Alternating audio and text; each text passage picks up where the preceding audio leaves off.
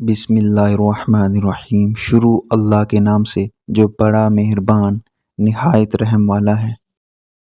حضور پاک صلی اللہ علیہ وسلم کا ارشاد ہے کہ جس نے ریاکاری کی نیت سے نماز پڑھی اس نے شرک کیا، جس نے ریا کے ارادہ سے روزہ رکھا اس نے شرک کیا، جس نے ریا کی نیت سے صدقہ دیا اس نے شرک کیا۔ قرآن پاک میں ریاکاری کی مذمت فرمائی ہے۔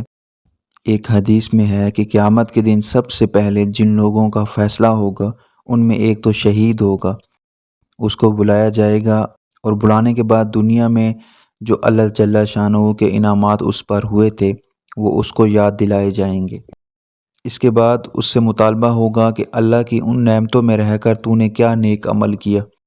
وہ عرض کرے گا میں نے تیری رضا جوئی میں جہاد کیا حتیٰ کہ شہید ہو گیا اور تجھ پر قربان ہو گیا۔ ارشاد ہوگا یہ جھوٹ ہے، تو نے جہاد اس لیے کیا تھا کہ لوگ بڑا بہادر بتائیں گے۔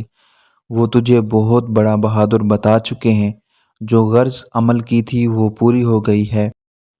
اس کے بعد اس کو جہنم میں پھینک دینے کا حکم کیا جائے گا اور تعمیل حکم میں اس کو منہ کے بال کھینچ کر جہنم میں پھینک دیا جائے گا۔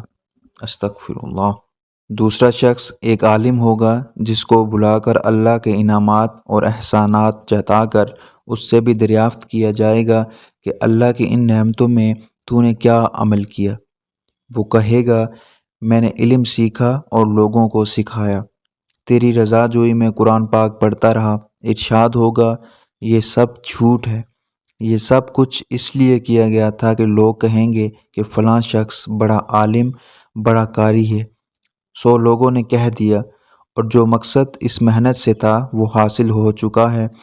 اس کے بعد اس کو بھی جہنم میں پھینکنے کا حکم کیا جائے گا اور تعمیل حکم میں منہ کے بال کھینچ کر جہنم میں پھینک دیا جائے گا۔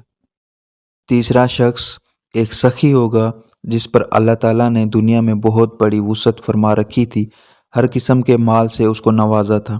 اس کو بلایا جائے گا، جو انعامات اللہ نے اس پر دنیا میں فرمائے تھے وہ جتا کر سوال کیا جائے گا کہ ان انعامات میں تیری کیا کارگزاری ہے۔ وہ عرض کرے گا کہ میں نے خیر کا کوئی موقع جس میں خرچ کرنا آپ کو پسند ہو ایسا نہیں چھوڑا جس میں آپ کی خوشنودی کے لیے خرچ نہ کیا ہو۔ ارشاد ہوگا یہ جھوٹ ہے، تو نے محض اس لیے خرچ کیا کہ لوگ کہیں گے بڑا سخی شخص ہے۔ سو کہا جا چکا ہے۔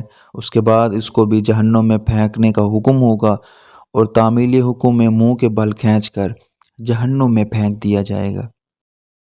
اس حدیث میں اسی طرح جہاں ایک شخص کا ذکر آتا ہے اس سے ایک قسم آدمیوں کی مراد ہوتی ہے۔ مطلب یہ نہیں کہ یہ معاملہ صرف 3 آدمیوں کے ساتھ کیا جائے گا، بلکہ مطلب یہ ہے کہ تینوں قسم کے آدمیوں سے یہ مطالبہ ہوگا اور مثال کے طور پر ہر قسم میں سے ایک ایک آدمی کا ذکر کر دیا۔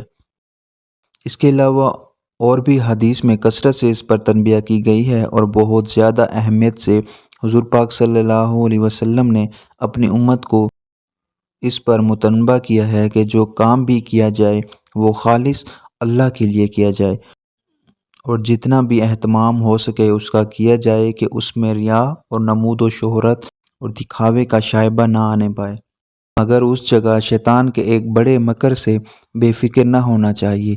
دشمن جب قوی ہوتا ہے وہ مختلف انواع سے اپنی دشمنی نکالا کرتا ہے۔ یہ بہت مرتبہ آدمی کو اس وسوسہ کی بدولت کہ اخلاص تو ہے ہی نہیں، اہم ترین عبادتوں سے روک دیا کرتا ہے۔